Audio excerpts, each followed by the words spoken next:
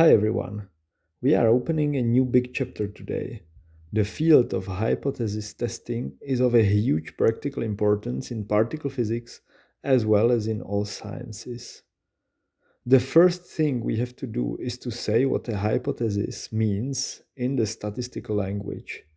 Simply, a hypothesis is a statement that can be either true or false. Each hypothesis must be able to predict a PDF for data X vector. We will loosely call the PDF f of X vector given H, just to stress that it is predicted by the hypothesis H. Very important, the data X vector is a random variable, but the hypothesis H is not in the frequentist statistics. The PDF f of X vector given H isn't a conditional probability in the frequentist approach. The hypothesis is a rule how to build the PDF for the data.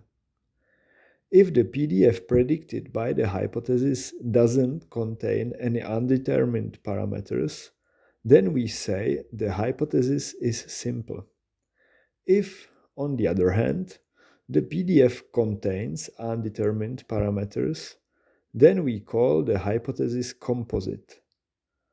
SpongeBob is yellow could be an example of a simple hypothesis. A composite hypothesis could be graviton exists. In the latter case, there's at least one undetermined parameter, which is the graviton mass.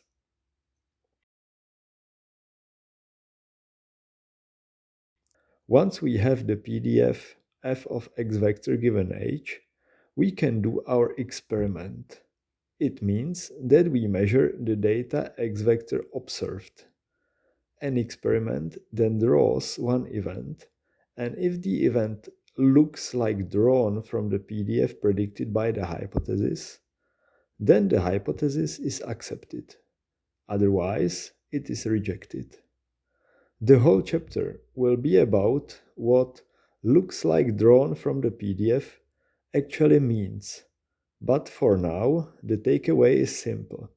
A hypothesis test is a binary statement. The hypothesis can be either accepted or rejected. As will be clarified a bit later, when testing a hypothesis, we also need to have an alternative hypothesis. The key point is that a statement like data is incompatible with the tested hypothesis implies that there is something else with which the data is more compatible. The tested hypothesis is typically denoted as H0, while the alternative is called H1. The principle of a hypothesis test is very simple, but follow me carefully. We define a so-called critical region in the X space. Besides other things, the critical region is defined such that the probability for X vector to fall into it is some predefined fixed number alpha if the hypothesis H0 is true. We can write it in the following way. Probability for X vector to be within W given H is equal to the integral over X in W f of X vector given H dx vector, and this is equal to alpha. The number alpha is called size or significance of the test. The H0 hypothesis test is just the following. If the observed data, X vector ops, fall into the critical region W, then we reject H0. As you can see, the test is constructed in such a way that it rejects hypotheses.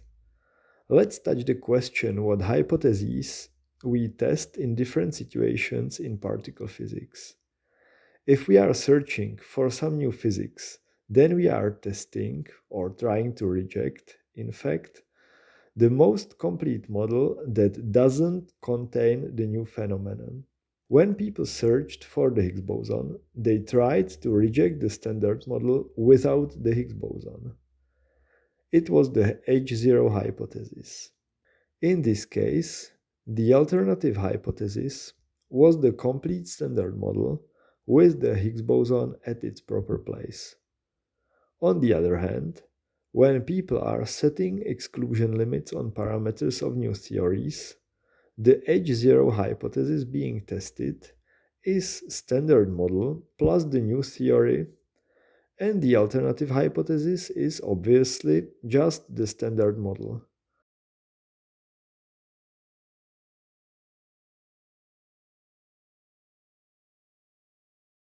Note that the new theory has typically unknown parameters, and people have to test each set of the parameter values separately. This becomes impossible when the new theory has too many unknown parameters. For example, minimal supersymmetric models contain more than 100 unknown parameters. In this case, people choose some suitable values for all but one or two parameters, and then they test hypotheses corresponding to each point on some grid in the 1D or 2D parameter space.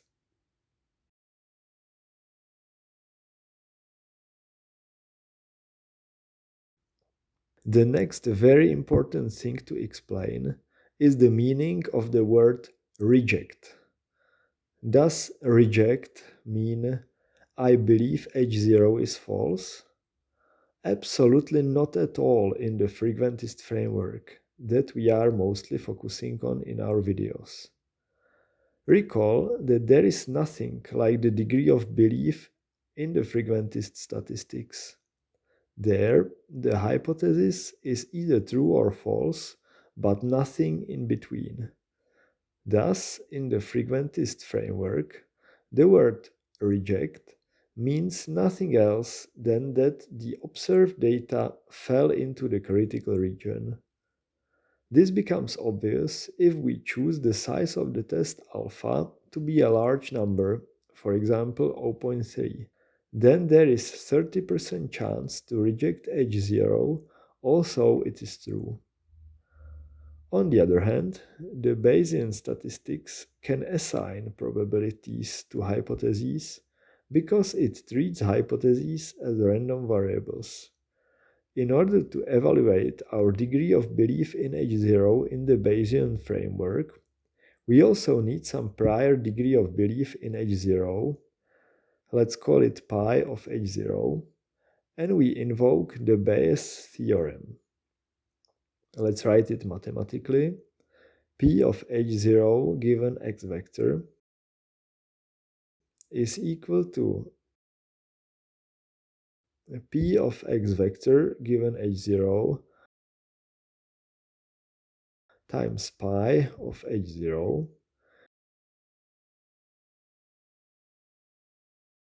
divided by the integral over all hypotheses H, P of x vector given H times pi of H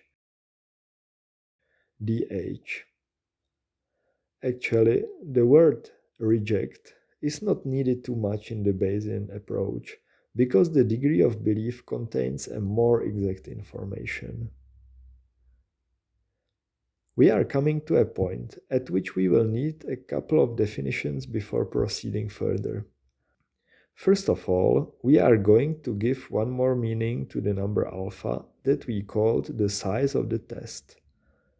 Let's recall that it was defined as a probability for the measured data x vector to fall to the critical region W if the tested hypothesis H0 was true.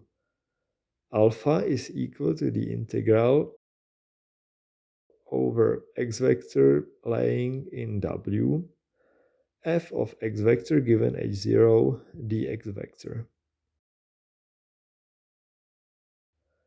We also said that we rejected H0 if our observed data was in the critical region. Let's now develop on how our test works if H0 is true. Then, if we repeat the experiment many times, We reject the true hypothesis in the fraction alpha of our experiments. Obviously, rejection of a true hypothesis is an unwanted behavior of our test, but by construction, it is unavoidable in the fraction alpha of experiments. Therefore, alpha is an error rate of our test and it's called type 1 error. Let's repeat that the type 1 error is the probability to reject H0, although it is true. Note that the type 1 error is not influenced by the position of the critical region in the X space. It's given just by the predefined, chosen size of the test alpha. Obviously, people are trying to avoid the rejection of a true hypothesis, and they set alpha to a small number. Another unwanted situation is that our test doesn't reject H0, although the alternative H1 is true. Unfortunately, such a situation can happen. That's why I am mentioning it. The probability that the test doesn't reject H0, although H1 is true, is called type 2 error, and we will denote it beta. Mathematically, beta is equal to the integral over x not lying in W, f of x vector given h1 dx vector. Note that beta is influenced by both the choice of alpha and the position of the critical region W in the X space. Of course, the probability for the type 2 error not to occur is 1 minus beta, and it is called the power of the test. It is important to remark that the power of the test with respect to a different alternative hypothesis, H2, would be different. Finally, let's define the confidence level of our test to be 1 minus alpha. We will postpone the discussion of this quantity to later.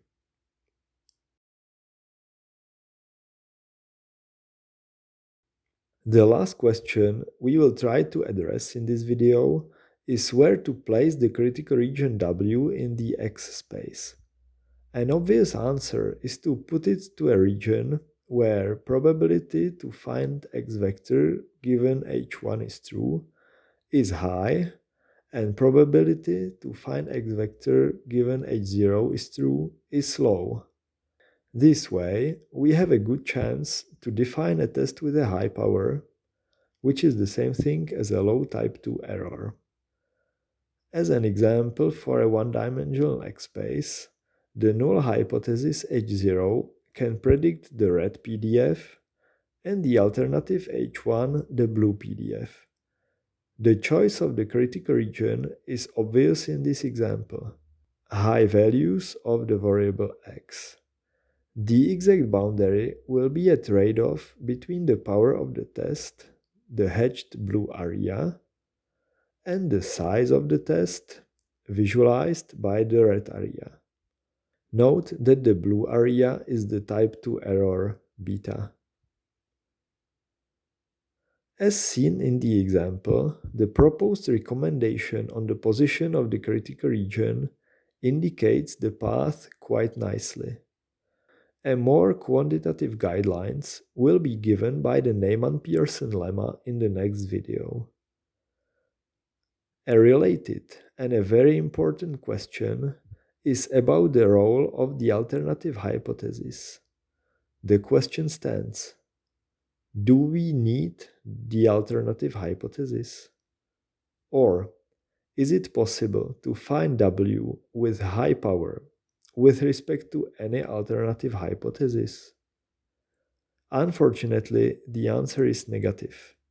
It is impossible to choose W without any alternative hypothesis. Consider the following example. Again, we are going to use a one-dimensional X space. Let's assume the null hypothesis predicts the red PDF. One would tend to say that characteristic values of the PDF are located below, say, 3. That's perfectly true in the sense that the probability to find x below 3 is very high.